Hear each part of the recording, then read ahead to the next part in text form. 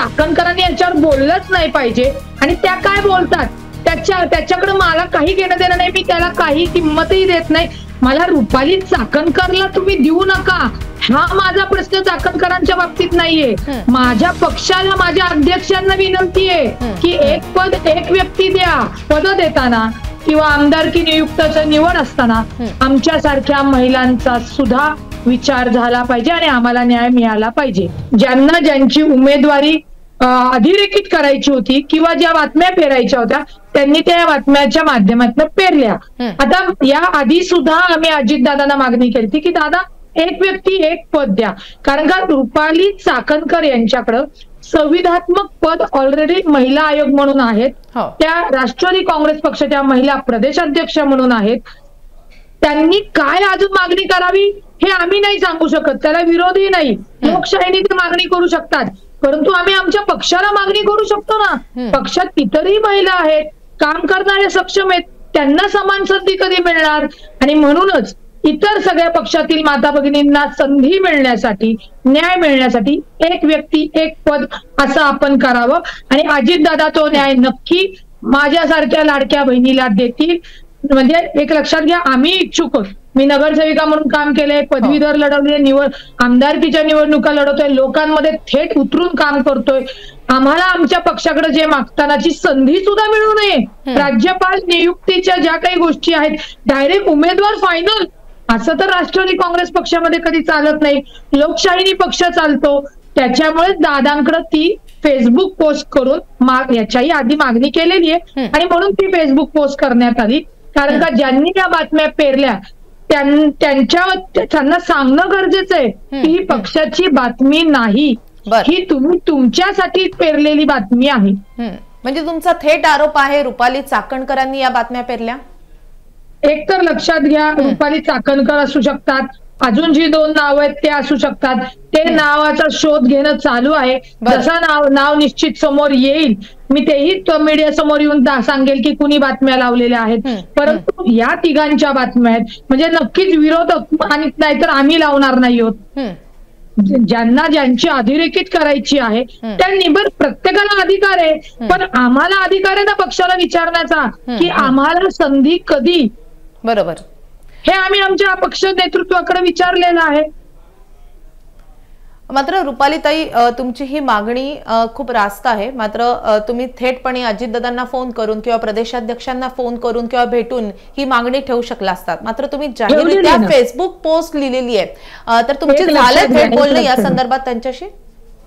Direct थेट मागणी प्रत्यक्षात भेटून केलेली आहे. बरं, वैयक्तिक केलेली आहे, फोन गेलेले आहेत. जेव्हा या काल बातम्या आल्या, फक्त रुपाली पाटील ठोंबरे नाही, राष्ट्रवादी काँग्रेस पक्षाचे शेकडो कार्यकर्त्यांनी दादांना आणि पक्षाच्या इथं हे कालच त्यांनी ती खंत बोलून दाखवलेली आहे, मागणी ठेवलेली आहे. आता रुपाली पाटीलनी फेसबुक पोस्ट का करावी, तर जे सत्य आहे किंवा अजितदादांकडे मी कोणती मागणी केलेली ते त्या फेसबुक माध्यम हे माझं माध्यम आहे, लोकशाहीतनं मी ते माध्यमासमोर ठेवलेलं आहे. त्याच्यामध्ये पुन्हा सांगते, रुपाली चाकणकर सोबत माझा बांधाला बांध नाही. त्या पुढे खडक वाचलेल्या, त्या प्रदेश अध्यक्षा, मी नगरसेविका, आमदारकीची कॅन्डिडेट, त्याच्यामुळे मला त्यांना विरोध करण्याचा माझा संबंधच येत नाही. परंतु ज्यांच्याकडे पद आहेत, रुपाली चाकणकरच्या ऐवजी जर सुरेखा ठाकरे तिथं असत्या, त्यांनी 2-2, 3-3 पदं घेतली असती तर रुपाली चाकणकर थोडीच शांत बसल्या असत्या. मला माझ्या राष्ट्रवादी काँग्रेस पक्षातल्या सगळ्या भगिनींना न्याय मिळाला पाहिजे म्हणून आम्ही माननीय अजितदादांकडे ती मागणी केलेली आहे, प्रांत अध्यक्षांकडे ती मागणी केलेली आहे की आम्हीही इतर महिला अत्यंत सक्षमपणे आणि ठोकपणे काम करतो. माननीय अजितदादांमुळे आम्ही राष्ट्रवादी काँग्रेस पक्षामध्ये आलेलो आहोत. तर अशा पद देताना किंवा आमदारकी नियुक्ताचं निवड असताना आमच्यासारख्या महिलांचा सुद्धा विचार झाला पाहिजे आणि आम्हाला न्याय मिळाला पाहिजे. रुपालीताई, तुमची ही पोस्ट आल्यानंतर आता रुपाली चाकणकरांची पहिली प्रतिक्रिया आलेली आहे. मी खरं तर प्रेक्षकांना ही प्रतिक्रिया त्यांचं काय म्हणणं आहे हे मी वाचून दाखवते. त्यांनी असं म्हटलेलं आहे, मी सर्वसामान्य शेतकरी कुटुंबातून आलेली एक महिला आहे. अगदी बचत गटापासून माझी सुरुवात झाली आहे. मी चळवळीची कार्यकर्ती आहे. पद येतात जातात, पदांची नाही समाजाची बांधिलकी समोर ठेवून मी काम करते. कुणी प्रतिक्रिया दिली यात मला रस नाही. मी खडकवासला मतदारसंघातून उमेदवारी मागितली होती, पण मुलाखतीच्या दिवशीच मला प्रदेशाध्यक्षपद मिळालं. यंदाही मी खडकवासला मतदारसंघातून इच्छुक आहे. राज्यपाल नियुक्त आमदार पदाबाबत मला कल्पना नाही. विरोधक घरापासूनच असतात. जितका विरोध होतो तितका आम्ही ताकदीनं उभं राहतो. ही रुपाली चाकणकरांची पहिली प्रतिक्रिया आहे तुमच्या या पोस्टवर. आणि रुपालीताई, तुमचं काय म्हणणं आहे? त्यांचं असं म्हणणं आहे की विरोधक हा घरातच असतो, मात्र जितका विरोध होतो तितका आम्ही ताकदीनं उभं राहतो. एक लक्षात घ्या, त्यांचं पहिलं स्टेटमेंट आहे ते शेतकऱ्याची कन्या आहे. आम्ही शेतकऱ्याचीच कन्या आहे. त्यांचा दुसरा प्रश्न आहे की त्यांनी चळवळीतनं आले, आम्ही संघटनेतनं आले. रुपाली चाकणकर ताई या कधीही निवडून आल्या नाहीत. आम्ही निवडून लोकप्रतिनिधी झालेलो आहोत. हा सगळ्यात मोठा फरक. आता हे तुम्ही त्यांचं म्हणणं सांगताय तर प्रत्येक मुद्दा मी तुम्हाला त्याच्यामध्ये ब्रीफर करून सांगतेय. राहिला विषय घरातनच दुश्मन असण्याचा, माझा आणि तुमच्या दुश्मनीचा विषय येतो कुठं?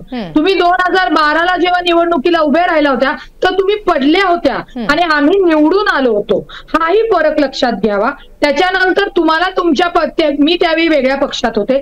त्यावेळी पक्षाने तुम्ही खडकवासला आमदारकी मागितली, तुम्ही का मागे गेला हा माझा विषय नाही. त्याच्यानंतर तुम्हाला शहर अध्यक्षावरनं काढल्यानंतर प्रदेशाध्यक्ष पद मिळालं होतं. तो सगळा इतिहास त्यांनी जशाचा तसा सांगितला तर मी त्याच्यावर चांगल्या अजून पद्धत याच्यामध्ये बोलू शकेल.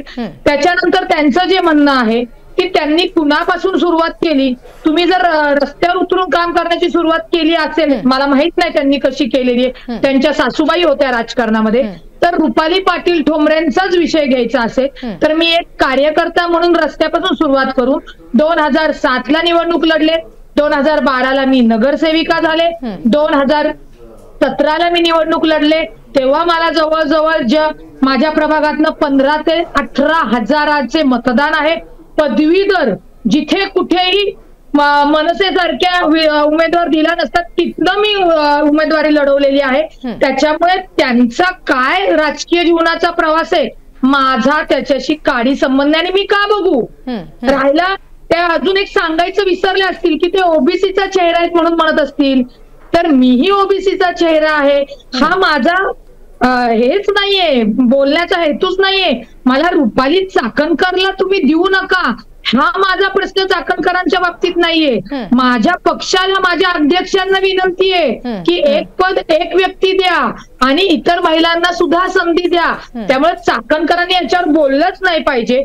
आणि त्या काय बोलतात त्याच्याकडे मला काही घेणं देणं नाही. मी त्याला काही किंमतही देत नाही, कारण का तो त्यांचा प्रश्न आहे. आता राज्यपाल नियुक्तीचं जर त्यांना माहित नाही त्यांचं नाव कुठून आलं तर ते नाव जेव्हा जाहीर होईल, या बातम्या ज्या चालल्या त्या बातम्या कोणी दिल्या ते नाव फक्त समोर येऊ द्या. ते नावानिशी तुमच्या समोर जाहीर करते.